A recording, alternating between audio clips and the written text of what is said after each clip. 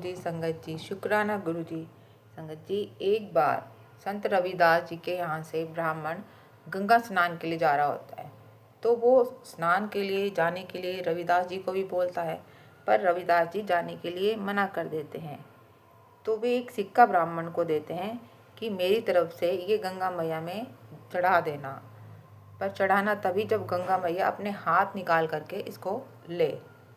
तब वो जाता है और ऐसे ही बोलता है कि ये संत रविदास जी ने सिक्का दिया है, जो मोची का काम करते हैं। तब गंगा मैया के हाथ आते हैं बाहर सिक्का लेने के लिए और बदले में उसको एक कंगन देते हैं कि मेरी तरफ से ये भेंट कर देना संत रविदास जी को। तो वो ब्राह्मण के मन में लालच आ जाता है, वो राजा को उस कंगन को बेच आता है।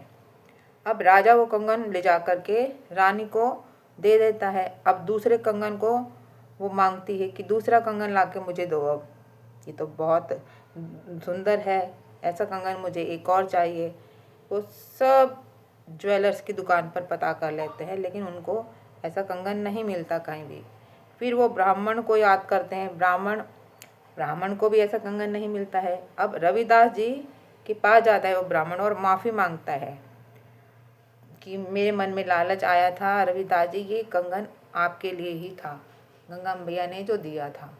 अब ऐसा कंगन रानी मांग रही है, मुझे फिर दोबारा से चाहिए।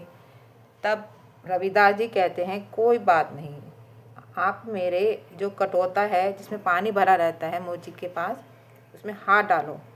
तो ब्राह्मण देवता उसमें हाथ डालते हैं तो फिर 4 कंगन निकल जाते हैं।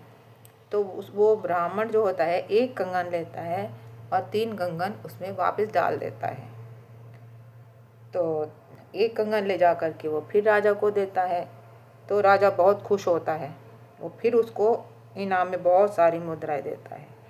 अब ब्राह्मण एक कंगन अपने पास रखता है बस, जो उसने राजा को दिया था, लालच नहीं करता है। तो संगत जी, लालच ने उस ब्राह्मण को भी घेर लिया था, इसलिए हमें लालच से बहुत दूर रहना चाहिए, बचना चाहिए। जय गुरु जी संगत जी, शुक्राना गुरु जी।